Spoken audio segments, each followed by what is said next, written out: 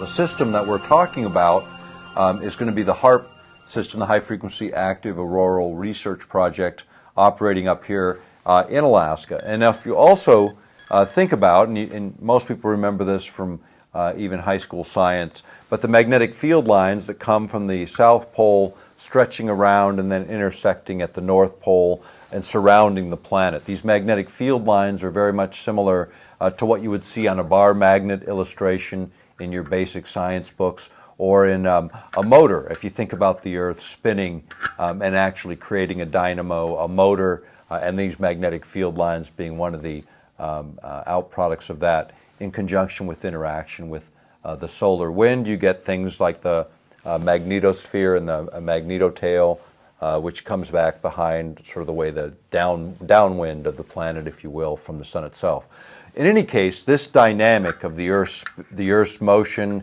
solar radiation, the interplay of all of the various factors of the planet are looked at in separate, independent, individual science, not really looked at in integrated science. How do all those systems work together, and what do they create in outcomes? But as we look at HAARP, the primary idea is to affect this ionosphere and then affect these magnetic field lines. And ideally, you want to affect those magnetic field lines and the closest place to which they intersect the planet, which happens to be at the poles. And in the case of where Alaska sits on a map, very near the poles, the furthest northern territory in the United States, where you could locate a facility on U.S. territory that you could inject energy directly into the magnetic field lines of the Earth. We're going to be talking about an area above the Earth's surface, about 30 miles above the Earth's surface, moving out several hundred miles beyond that, the ionosphere. It's a highly charged area. It filters out cosmic radiation, various particle streams that without it would make life impossible on the planet.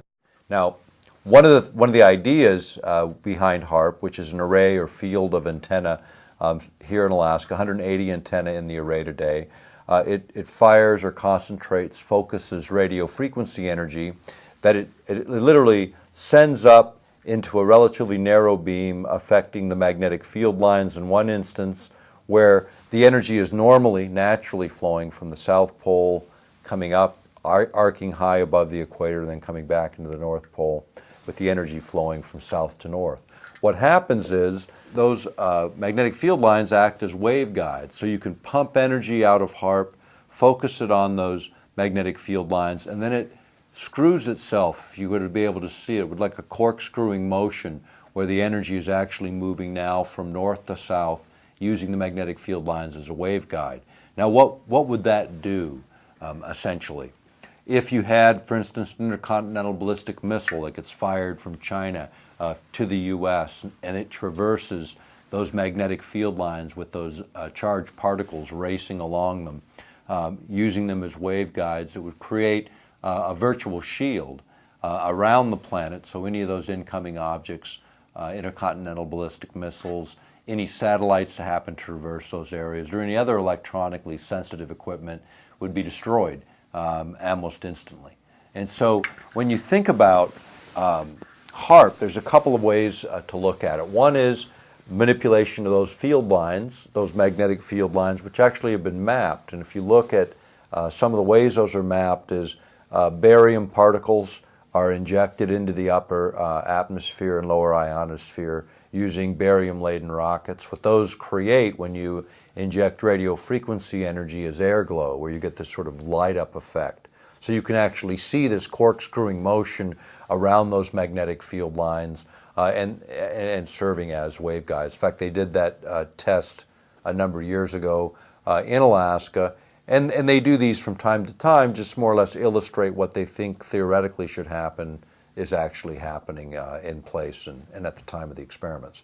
Now, HAARP as an array of antenna can be focused and concentrated. You got to think about this in a much different way than normally how radio frequency energy behaves. If you think about a radio broadcast antenna, broadcasting radio frequency energy, that energy dissipates or spreads out very rapidly from the point of broadcast, the antenna, out into the atmosphere. And the further away you get, the less dense, the less concentrated is that radio frequency energy, which is why radio stations eventually fade out over distance.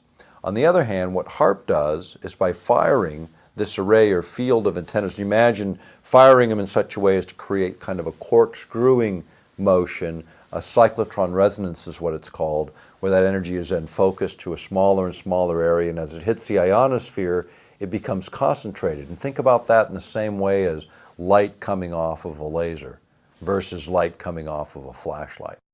When you think about HAARP, think about it as a mechanism on the ground that's designed to interact directly or to plug into those magnetic field lines and actually then use the environment itself as part of the machine on the ground.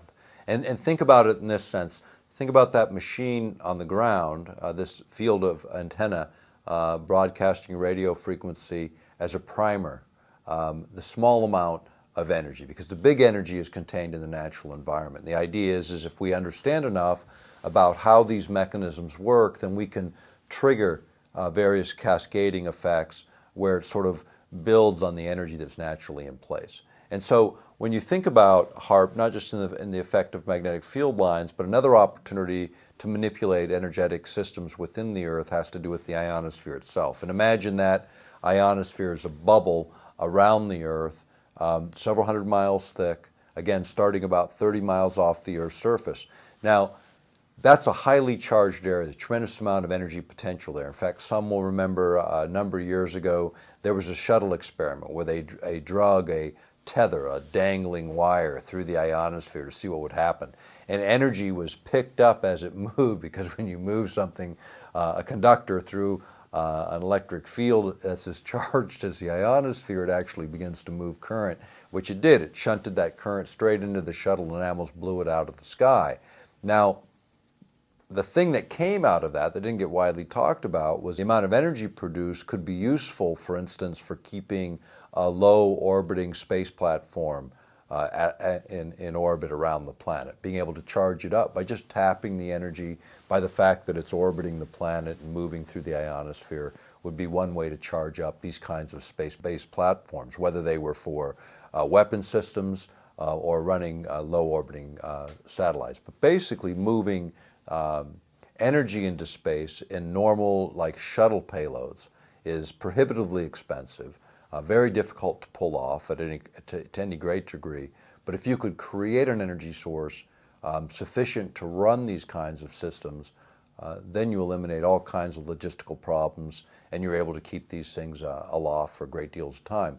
Part of the HAARP idea was if you could focus radio frequency energy, you could even concentrate it and send energy directly to these same kind of low orbiting space platforms, as an example.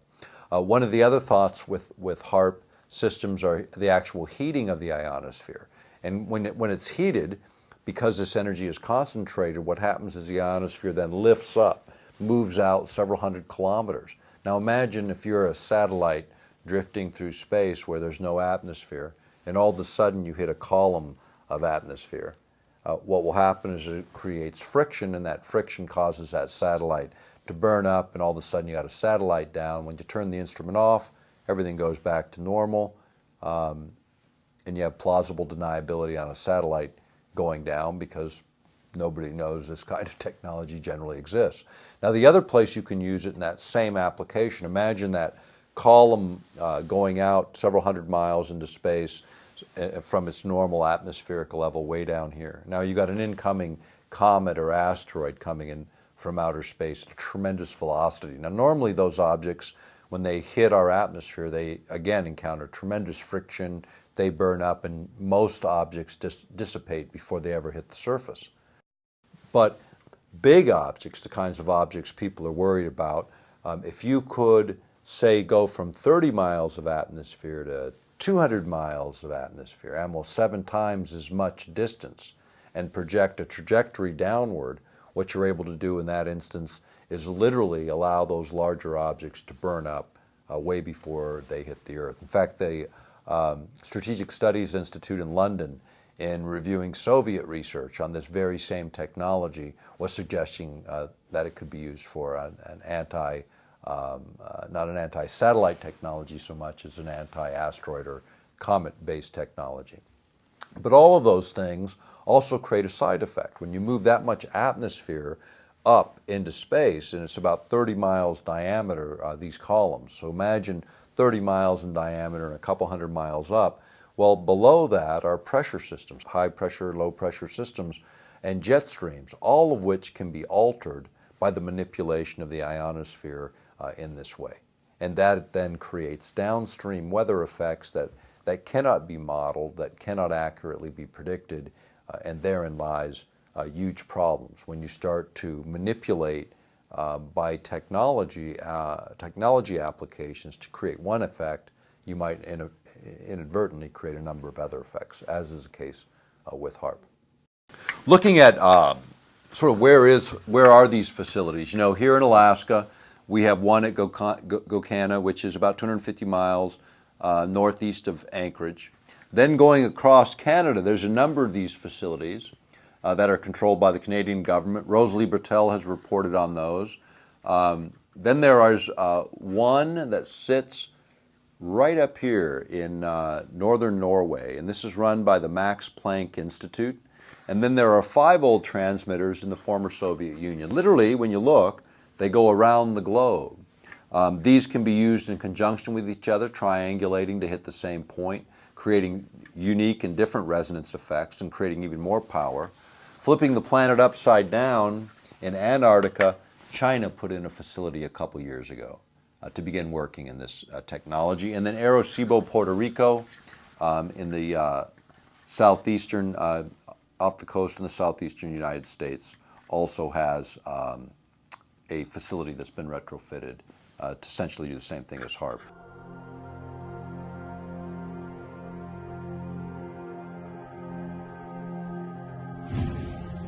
Ionospheric heaters, which are what these were previously called, actually originated in the former Soviet Union. People remember them from the 1970s when they created what was called the woodpecker signal, and it was exactly as it sounded. It was this weird static that was rhythmic and coherent, man-made. Ham operators picked it up all over the world, and because they could triangulate where it was coming from, they isolated the location of these 5 transmitters in Russia, or the former Soviet Union. And those transmitters were associated with health effects in Oregon, power failures in central Canada, and a number of other anomalous phenomena in the 1970s. And those were the predecessors of HAARP. It's the very same technology with a modern twist. The old transmitters would take 15 minutes to reset the frequency because you had to readjust all these antennae. Now, with HAARP, it's done in milliseconds by adjusting the software. So very efficient. You can change things. You can cause them to do different things. It's not a big project in terms of reset. And it's a small expenditure. I mean, HAARP they've spent $100 million on, which in military terms is like cab fare. You know, it's like it's not even cab fare. It's the snowflake and the pile of snow out front, you know, that we walk through in the course of all this. But when you look at the impact of each of these technologies that we've touched on today, it's not the same game anymore. These are earth-shaking technologies, the very technologies that will either transform or enslave.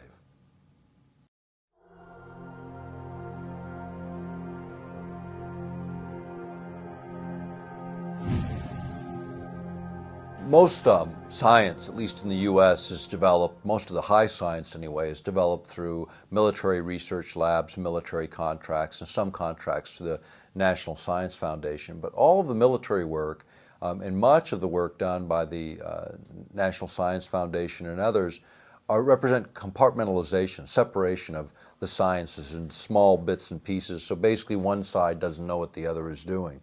In fact, the first paper I ever presented at 19 was on the contrasting sort of our approach of compartmentalization in our approach to science and the Russian approach, or the Soviet approach at that time, which was to use generalists, to take people from all disciplines, integrate them into the same room so that you could develop the higher ordered thinking, because then you brought all of these various disciplines, even when they didn't seem to fit, you brought them together and they tended to feed off of each other in a way that built better and more comprehensive science. In fact, as it relates to electromagnetic exposures, the science developed in the Soviet Union said, and they set the regulations, not that they enforced them, but they at least had them on the books, they were 1,000 times more stringent than the U.S. standards in the same areas because of that integrated approach. When you look at the productive capacity of the USSR during the Cold War, they couldn't produce their way, into an outhouse. It was a mess. But what they could do is compete on science. And the way they competed on science with us, and were able to not only excel in some areas, surpass us in others, and stay up with us in most, was by integrated science, as opposed to compartmentalization. It's cheaper, it's more efficient, and it yields usually better results. On the U.S. side, we do the opposite. We continue that model of compartmentalization to the detriment of really good science, and at a huge, huge economic cost. The duplication within that system, the cost of man-hours within that system, and the waste that's created in that system. Now, what does that all mean in the broader context of global science? The U.S. spends in their regular defense budget somewhere around $700 billion a year, which is a big number. We've got a couple wars going on top of that. The Chinese spend about 70, 80 billion is what our intelligence tells us, at least that's what's publicly released.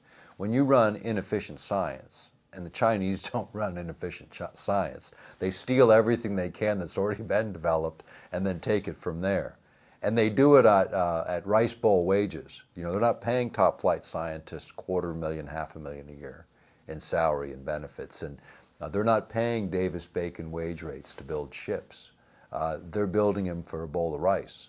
And what you get in China for 70 billion is what you get in the U.S. for probably far in excess of what we actually spend, because you can't measure it in dollars or currencies. You have to measure it in productive output. And what the Chinese are doing with their productive output is making sure that they can move millions of men and women in their armed services anywhere they want to put them on the planet. That's what's going on there. For every ship they build, we think about it because they actually build hardware and they build it faster than virtually anyone on the planet. And it's causing a lot of concern, because when you start to think about how does all this play into the geopolitics of the planet? Climate change and energy and the issues that we've been talking about the last couple of days, they really do fit together. China is moving to energy independence. They're building a coal to liquids plant every 18 months from start to finish. They have so many planned online. Their objective is to be free of the West in terms of contributions to basic natural resources. And what are they doing with all the trillions of debt, U.S. debt, that they're collecting? What are they doing with all the dollars that they're collecting? They're going around the world. They're outbidding Western companies by outbidding us on mining opportunities, the venture capital opportunities, the rare earths and mineral opportunities, and all those plays all over the world. They're outbidding everyone. And why are they doing it? Why would you want to hold a bunch of U.S. paper right now that you know is going to be dropping in value? You're better off buying the commodities. When the market fell apart and copper hit $1.30 a pound, which was the lowest it had been in years, the Chinese bought more then than they ever bought in their history, and they bought it all the way up till it blew through the old record price by 10% while the economy is still in the toilet in the U.S. and Europe, and commodity prices are breaking through the roof. And all those investments those Chinese made with all those cheap U.S. dollars, well, they still had a little bit of value, and we all thought they were nuts for paying 10, 20% more than the market said those assets were worth. What a deal they made on all those commodities, not just what was already finished. And what does it mean in just copper alone? There's 8 days worth of copper in warehouses in the world to fulfill 8 days worth of global demand right now today. That's how underproducing we are in that specific commodity. Zinc, nickel are in similar situations where there's very limited supplies on hand. Rare earths, it's even worse, and all of those are controlled by China.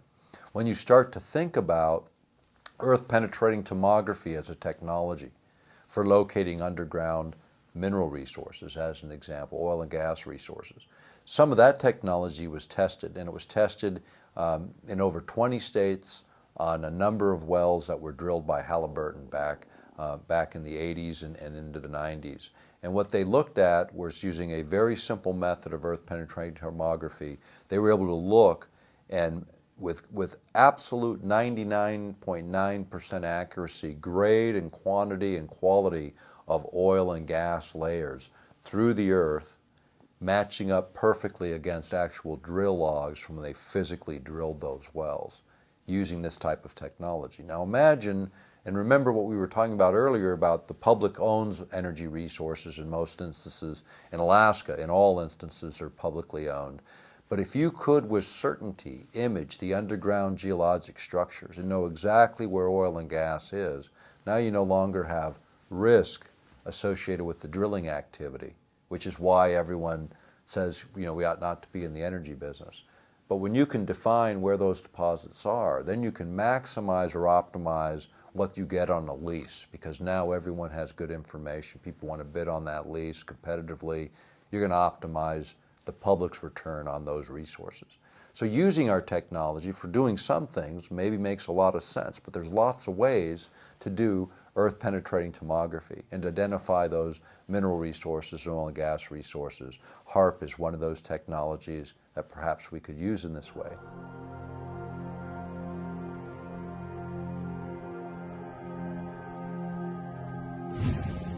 When Skylab launched the first time, we realized that, back in the 70s, we realized that it created a hole in the ozone layer. And everybody watched it, and they said, oh, after a few hours it all filled in and everything went back to normal. But think about this now. I mean, think about it as a practical matter. The earth is turning, you make a hole, everything's moving, eventually it gets filled in, or it appears to get filled in. Maybe it did, maybe it didn't. Think about if I dip a cup of water out of a pond, and all the water levels back out. Did it fill back up? Well, if I keep dipping those cups of water out of that pond, eventually there is no pond. But it sure looks flat and level with just a couple dipped out. So what was it? Now Skylab creates an ozone hole. How many billions of cans of aerosol would have had to get up there? And it didn't start down here, It started up there where you actually delivered particulate material to the place that you're trying to affect and created a chemical reaction. 3,000 satellite and rocket launches, over 3,000 worldwide, did more for the ozone depletion on the planet, I assure you, than all the air spray that everybody ever discharged. And again, nobody takes any responsibility. Blame it on the guy with the aerosol can, while governments stand back and go, we didn't do anything here. This is the problem and the arrogance of it all. And often it's the case where the other guy is blamed for something that our own government has done. In fact, if you look at environmental issues generally, virtually all the Superfund sites, 90% of them, are government sites where the government made the mess, and then the rest of us get to clean it up. Now we're experimenting with science that's much, much different than leaving a mess in some local location on the ground.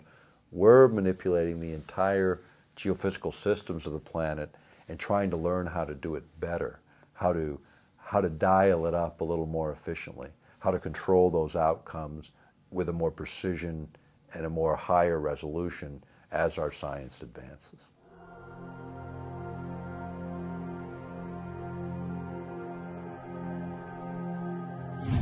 We've written the book Controlling the Human Mind, and we wrote and produced the video Mind Control, which Alex has carried for years.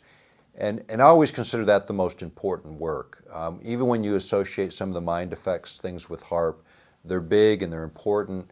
But as we got more into that subject, it became, for me, the most compelling and important work that we've published. Because the idea of interfering with human consciousness, this idea of being able to interfere with free will, if you will, something that even God will not do in most religious traditions, interfere with free will, is now within the capability of man. Should man do it? I say absolutely not. Again, thinking about personal liberty and personal freedom, the basic premise of the First Amendment of the Constitution, the right of free speech, the right of assembly, the right of free expression of religion, all of those presuppose a fundamental right, the freedom to think. That's the First Amendment, because it presupposes all of that. Without the freedom to think, none of the other liberties matter at all. And this is the century that we're in. The CIA, actually the work in this goes before the CIA. You go back to the work at Harvard, work being done at the hypnotherapy labs at Harvard in the 1920s by a guy named Estabrook.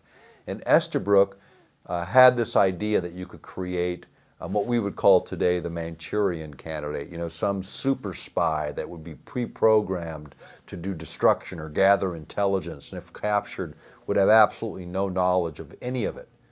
Well, he started this work in the 20s. By the 1930s, his work was classified.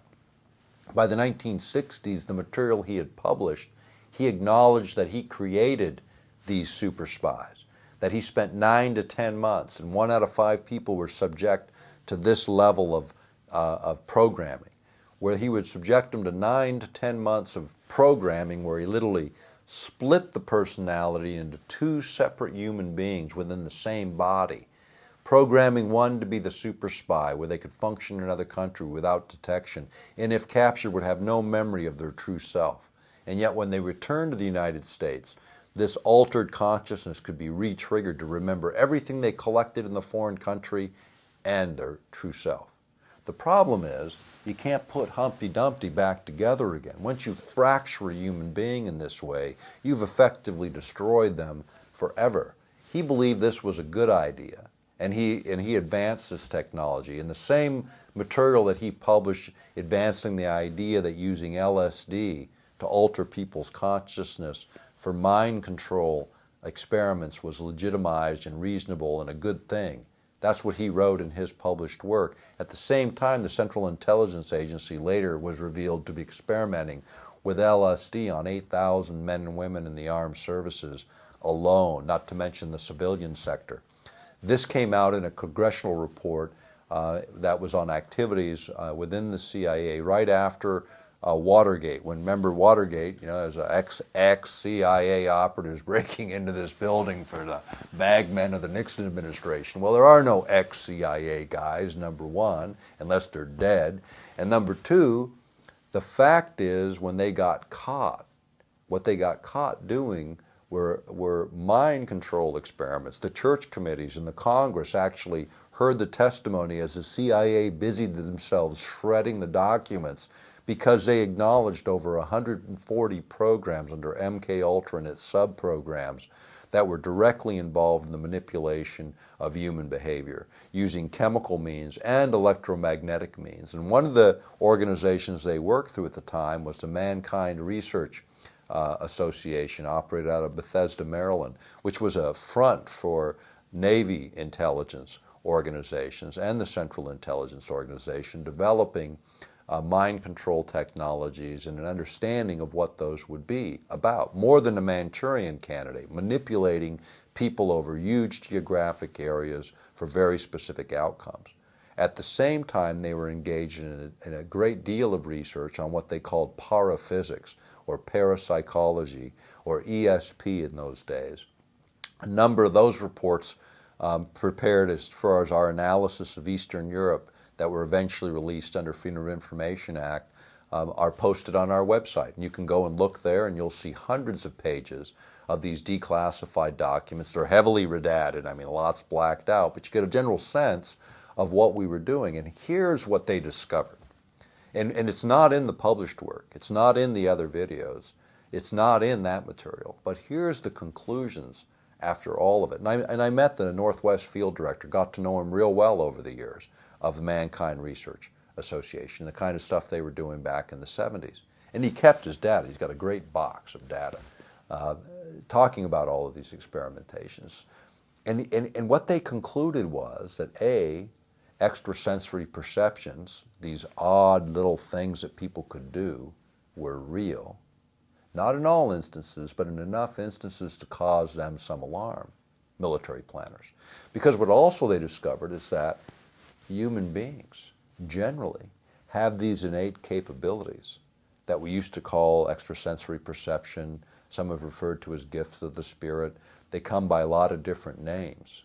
But what they are is natural attributes of what human beings are. We're created in the image of a creator. That means more than how we look. It has to do with what we are. And what we are very capable individuals. But in order to reach those higher capabilities, in order to reach those higher states of awareness, in order to actualize your full potential as a human being, you have to be able to slow the mind. You have to be able to create a situation where the mind, if you were to look at it with an EEG and look at the brain activity, you get very coherent, very rhythmic patterns, the kind associated with the emotions of love and empathy and compassion. Same kind of patterns show up. Higher ordered thinking is associated with these coherent patterns, these rhythmic patterns. Fear, flight responses, anger, hate, you get incoherent patterns all over the map at a higher amplitude, at a higher pulse rate that indicate agitation, confusion, the inability to think. What we do know is that in states of fear, worry, and anxiety, you cannot ever reach your higher capacity as a human being. So the easiest mind control technique, keep people in a state of fear and worry and agitation, and we're defeated before the first volley is fired. That's not what we need to be about. You know, when you think about it, when you're walking confidently, consciously doing what you know you're capable of doing, how empowering it is to step into each act that you take on as a human being in a productive and meaningful way, without fear, without worry. It's when your mind falls into what some call that zone that the athlete knows and the artist knows and every one of us knows in those instances where those sparks of creativity come through. That is our normal state of consciousness. If you were to look at it in the lower range of the alpha range where you are in that most creative mindset, you'd be between 7 and 8, 7 and 9 hertz pulses per second. The planet naturally oscillates at 7.83 hertz pulses per second. Isn't that interesting? Correlates perfectly with the ideal state for awake, conscious living when you're awake. And yet the fields that we surround ourselves with in this room right now, in every room where everyone's watching this because the power grid is operating at 60 hertz, 60 pulses per second, an agitating signal all the time in our background noise, if you will, our noise. Because think about it, in a crowded room, all the noise you hear and you're having a conversation with your friend, and you block out all that background noise. We do the same thing with electromagnetic fields. I'll tell you when you notice it. I couldn't use this analogy in Germany. I'll tell you why in a minute. But think about when the power fails in your community, when the power goes out, completely goes out, the power grid's down. Now everybody remembers it given all the winter storm activity. And the first thing you notice how quiet it is because the refrigerator's not humming along, the air conditioner or the heaters aren't blowing air around. The second thing you notice is how your whole body exhales as you relax. Same feeling when you come in from a hard day of work and you're wearing your insulated soles on your shoes, and the first thing you do is you kick them off and you come back into ground with the pulse rate of the planet and you relax. That relaxation is the silence. Do you know what the sound of being born into an explosion is? Silence. We're living in that explosion, in the fields that surround us every moment of every day.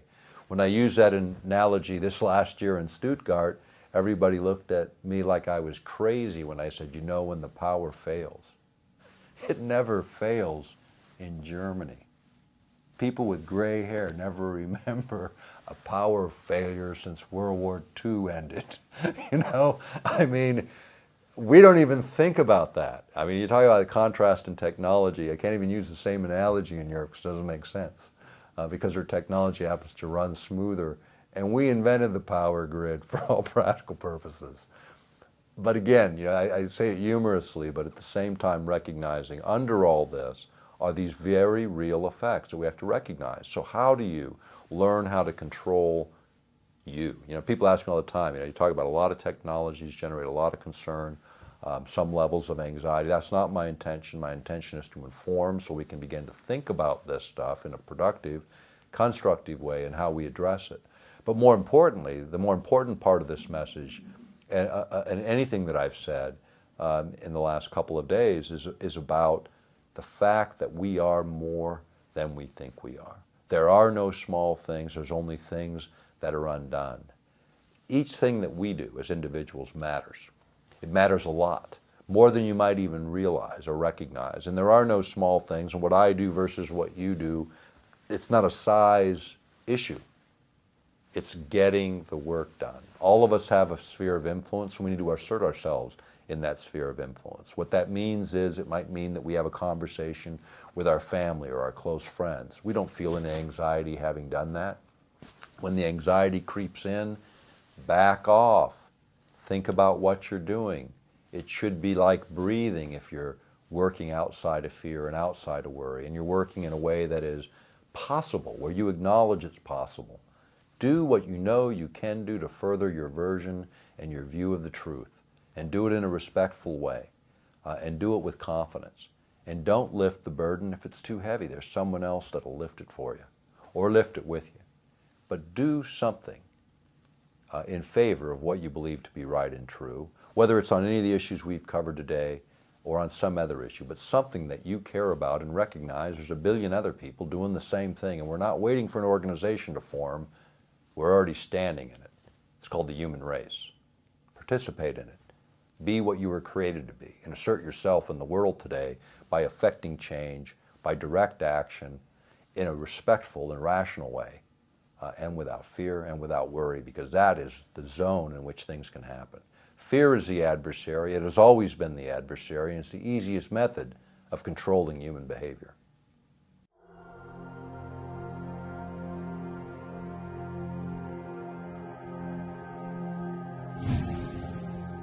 When you think of the whole 1984 scenarios, which I think are here now, I mean certainly are here now on steroids. I mean those guys are rolling over in their grave because it's a lot worse than they thought.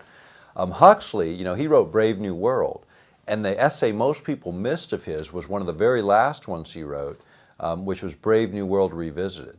When he went back and sort of looked at it and said, oh no, it's 40 years ahead of where I thought it was. Now this is in the late 1950s, and I think he died in 62 or 63. So the very end of his life, and the things that are the most important to read aren't what somebody wrote early in their career, it's what they wrote at the end, sort of how they evaluate. When I look at studying someone's work, I start with the last thing they wrote and work my way backwards, because there's the pinnacle of their knowledge. And Huxley's pinnacle of the knowledge was the last warning, the last shout in the movie theater saying, hey, it's 40 years ahead of the game, and it probably isn't going to be chemistry that does it. It's going to be something else. And it's the electronics of this century. It's the tools that we've been talking about misapplied to the population. Those are the things that are causing Huxley today to roll over in his grave, because even that warning was 40 years too old. I mean, that warning in the late 50s and his conclusion then was nothing compared to what has emerged in the 21st century and what came out of the last century. This technology to change not just our emotional states, but the way we perceive the world, already exists on the planet. New breakthroughs are being anticipated by military planners. This last year, 2010, DARPA let 2 contracts, University of California, for developing methods and means for creating electronic telepathy, where we can electronically transfer thoughts into the mind of another person in a way that they cannot distinguish the artificial from their own. Now think about that in the 21st century. If you can create a complete memory set, one of the stated goals of Air Force planners, to complete a complete memory set that you cannot distinguish the real from the fiction, is that the witness you want on your trial in the courts of the 21st century? The guy who can swear by that memory, and yet that memory is as false as a $3 bill. That's the technology of this century. It'll challenge the very institutions that we depend on for justice, for liberty, for freedom. Synthetic memory. It's being even played off in terms of Gulf War syndrome and in terms of the shock that people come out of the war with. You know, the shock, the fear, the memories, the post-traumatic stress syndrome that boils out of these war efforts. And so what are we hearing about? Ways to wipe the memory clean so people can forget all those bad experiences. Do they really go away, or do they just get driven deeper into the subconscious where they do their real work at breaking down the consciousness of a human being, where they can't get played out, they can't get worked out, they get suppressed, and suppressed conflicting ideas are the root to a lot of the psychosis we see in the world today. This is the solution of military planners. Wipe out the memory of the gladiator so they don't know what they did. And somehow that will excuse the behavior and save that person's soul. No, it won't. It'll mask the pain and let it break out in some weird, irrational way, because that's what happens when you suppress these kinds of memories. Secondly, maybe we want these guys to remember what they did because maybe some of the things that they were directed to do they shouldn't have done in the first place. Maybe the memories that they have of the abuses that we inflict on others are memories that somebody ought to be testifying to someday, instead of bearing, because now we have a technology that can mask the behavior of our troops in combat. That's not the answer. In the past wars, the wars that our fathers fought and our grandfathers fought, when they returned from battle, the stench of death was still in their noses, and they worked hard to avoid wars and future wars, to save the next generation from experiencing the same trauma they did. Trauma is the outcome of war, but it also makes us as human beings resist war, make it our last effort, not our first effort. If we take it out, we make it neutral, where there's no pain, there's no residual memory. It becomes easier and easier to inflict war on others. It becomes easier and easier to use that as the solution rather than diplomacy and fair play. Is that what we want? Is that the reflection of American values we want our military, paranoid closet planners to engage in for us? Or do we want them to uphold the values, instill those values on the next generation of military planners, so that American values are what's projected to the world by our example, not by our hidden agenda?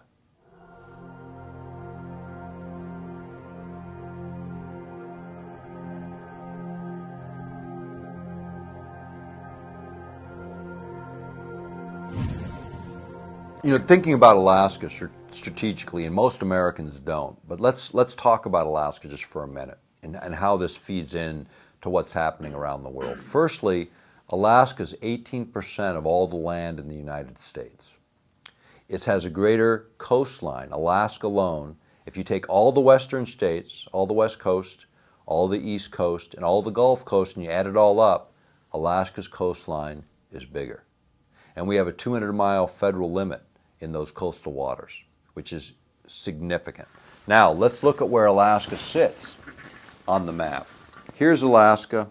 Place Alaska just for a moment as if it were the top of the world. And then look at where it sits. North America. Here's LA. The same distance to LA, I hit Japan. The same distance, I hit Northern Europe. Same distance as for me as an Alaskan to fly to Tokyo, to LA, or to Oslo. I can get there in virtually the same amount of time from Alaska, which is why Federal Express located their international hub in Anchorage, Alaska, and UPS put their international hub in Fairbanks, Alaska, because they could serve Asia, Europe, and the United States with the shortest distance between points, hubbing out of Alaska. Now, if you think about it, the Aleutian chain, which actually, you can't see it so easily on this, but it comes down right to here, and here's Japan. Okay? So Alaska to Japan is this distance. Alaska, I don't even hit Seattle. I can't get to the next state, but I can get to Japan. Now think about it. Raw materials coming out of Alaska, feeding the Pacific Rim. The best markets are to feed the Asian markets. Now there's no railroad link, so I mentioned yesterday, we can't get from Alaska into the Midwest. If we could link approximately right here at Prince Rupert. If we could link at Prince Rupert to the railroad system in Canada, we could then move Alaskan commodities all the way into the Midwest, the industrial belt, and be able to use those mineral commodities to do value added and reindustrialize the nation. 1/4 of all the oil and gas left undiscovered in the world exists right here in the Arctic Circle. That's the estimate. Alaska has hundreds of trillions of cubic feet of natural gas. Now think about the North Slope of Alaska, which is right here where our oil and gas is. Now think about us moving oil and gas through an empty Arctic. The Arctic Sea is almost to the point where we can start to move freight from Europe to North America across the pole. Think about it.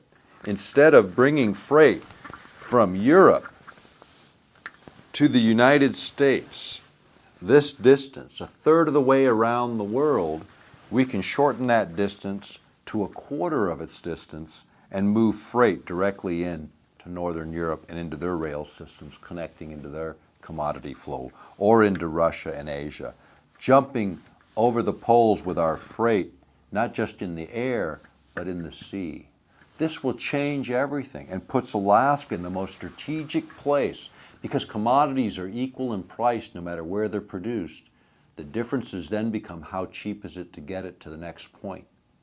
So we need rail to get it into the Midwest of the United States, where then it has the opportunity of being exported off of our western ports or through the St. Lawrence Seaway or off of our eastern ports, or we have the option in the not too distant future of shipping direct into these markets, raw goods, or adding value here in Alaska. Alaska has the greatest energy resources. All these minerals require energy for value added, and we have the opportunity to do that now. Now, what would that mean? If we began to move these commodities and these energy resources in the United States, half of our trade deficit is energy related, and the other is buying value-added products back from China. If we could eliminate 50% of our trade deficits by eliminating imported energy, we strengthen the dollar again. We reinvigorate our economy again. We now have a domestic supply of energy, and we keep our money rolling in our own economies. The same is true with value added to our commodities. We have an opportunity to take a big chunk of our economy back from the rest of the world, embed it back into our nation, and use the advantage that we have. Alaska is the stepchild. Recognize our state. Recognize this place as an incredible opportunity for Americans to be liberated by looking at the balance sheet. Think about it. We always talk about the profit and loss statement, the income and expenses of the nation when we talk about the debt and how we're going to fix it. And it's always about the taxpayer and putting it on our backs. The balance sheet are the assets of the nation, which includes our energy resources, our mineral wealth, our forests, our public lands. How do we make them pay in a way that offsets the Treasury demands against the taxpayer? Get full value for our commodities. Make sure those multinationals pay money here, because here's what happens, and we play it out in Alaska every year. Here we have oil and gas that the nation needs, and we have a pipeline that can run it down to Valdez, and the pipeline is running at 616,000 barrels a day today. It's designed to handle 2.1 million barrels. Why aren't we moving U.S. oil through a U.S. pipeline? Is because it's cheaper to corrupt a third world government somewhere else on the planet, keep the oil and gas in the ground in the U.S., because a multinational doesn't have any care about our national needs or our national priorities. It's about the bottom line. If it were a national oil company that cared first about the national priorities, then that oil and gas would be developed and be feeding U.S. markets, even if it cost a little more, because the offset is U.S. jobs, U.S. taxes generated, U.S. rollover in our economy of every one of those dollars spent domestically 7 times. A 7 times multiplier in the economy and the tax base when we spend money at home. That's the difference. Bring it back, because it's a domestic priority, not a multinational priority. Our domestic priorities need to carry forward, or these companies that are retaining these rights need to be put under performance. You know, these leases on the North Slope don't require any performance. They hold them, they pay the fee, they don't have to ever produce them.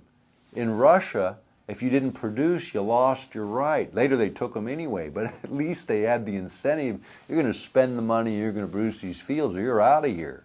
So they did. In the U.S., we don't make them produce anything. We just give them the right to tie up the public resource, call it their safety deposit box in our safe economy, because our men and women are defending this turf to defend them, to save their bacon after we're done trying to save it from whatever third world country they've corrupted. They always can come back home and produce it domestically. And by then, they've screwed us down so much on the royalties and taxes under the guise of, well, if it's not cheap enough, we'll do it elsewhere. We understand all that. We know how economics works. We know how capitalism works. But we also understand how our national interests work, and multinational companies don't, because they don't care. It's not in their self-interest to care. They're looking at the 6 billion other consumers that don't live here, who are their potential future markets, because this economy, from their perspective, doesn't have those opportunities. It's dead. They want to go where people are changing from bicycles to automobiles, and that's the rest of the world.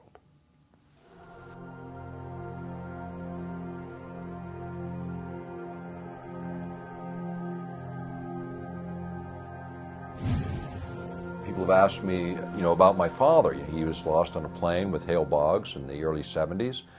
Hale was a majority leader at the time. I mean, you can look at all of the interesting coincidences. The guy that took Hale Boggs to the airport, he was working in Texas at the time for another campaign, and Boggs got a ride to the airport by a young Democrat from Oklahoma, William Jefferson Clinton. Yeah, the same one that later became president. Now, this is 1972.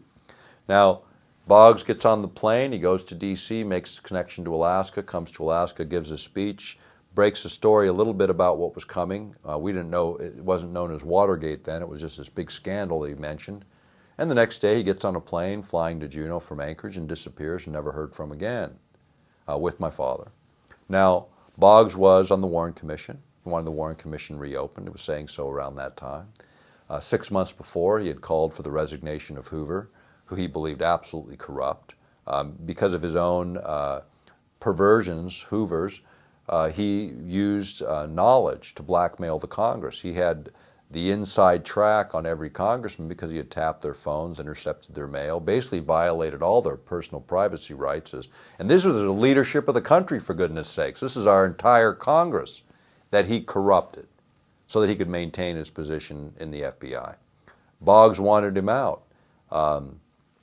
Boggs came to Alaska. By then, Hoover was gone, but the plane disappears, the Hoover administration continues, the Warren Commission never reopens, and Watergate breaks 3 weeks later.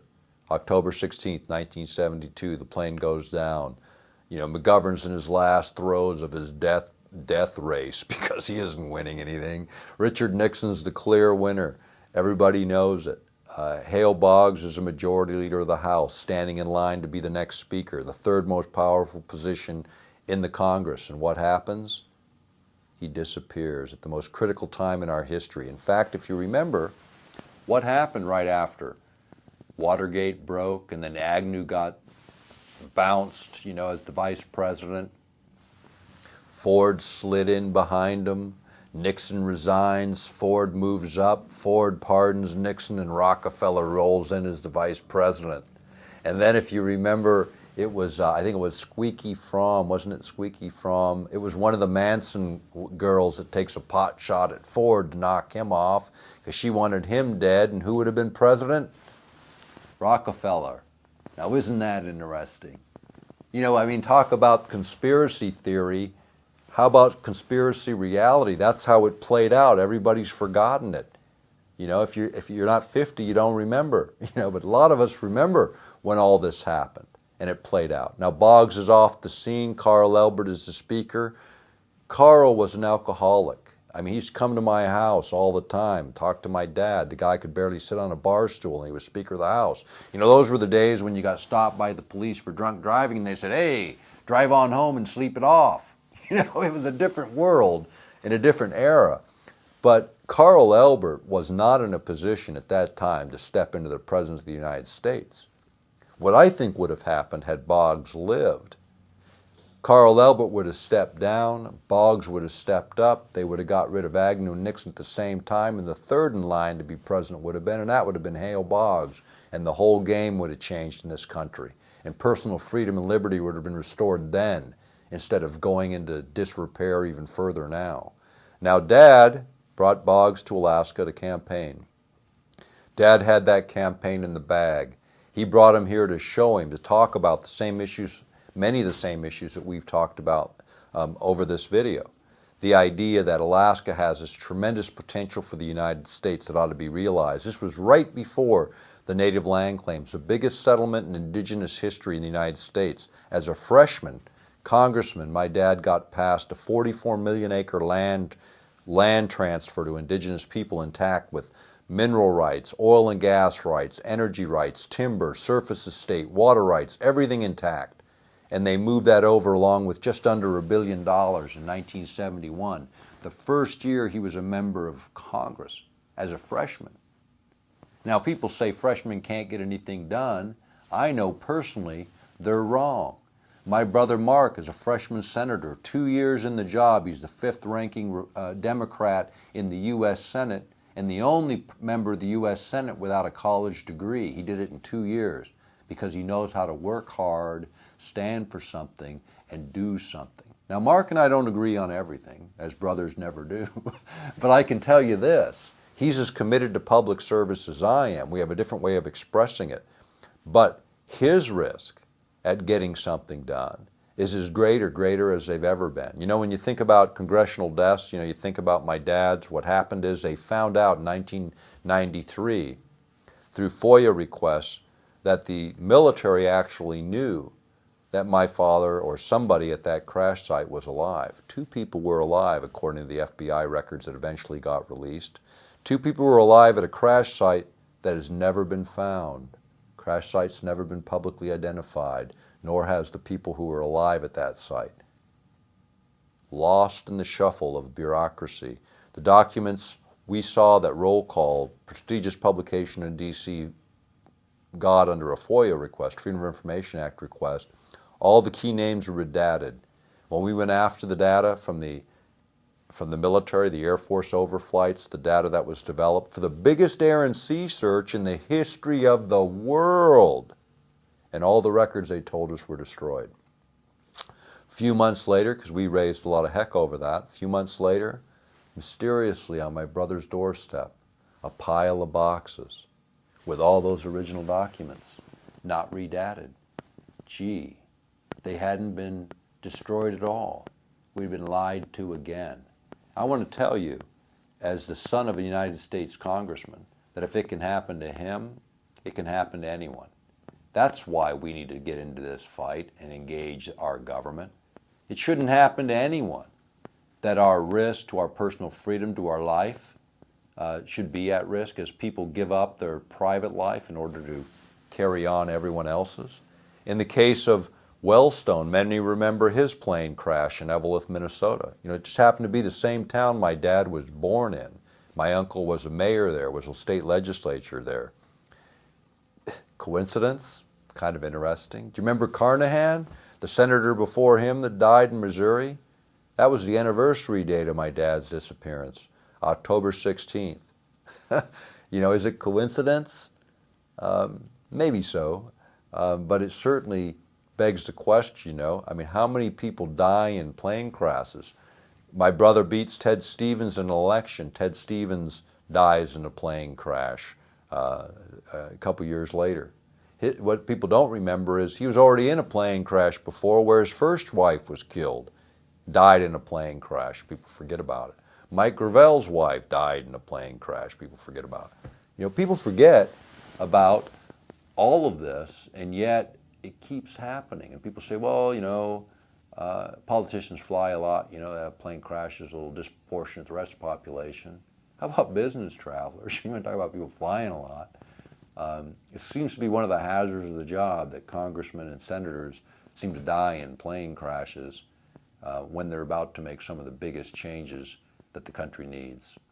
So, having said it, there's always risk involved, I suppose, in public service. But the questions become is, what risks are we taking as citizens? And what risks should we take? I mean, at least we should have our voices heard. At least we should speak out. At least we should participate in the activist organizations that we believe in, as long as they're functioning on reasonable, value-based approaches. I mean, violence isn't the answer.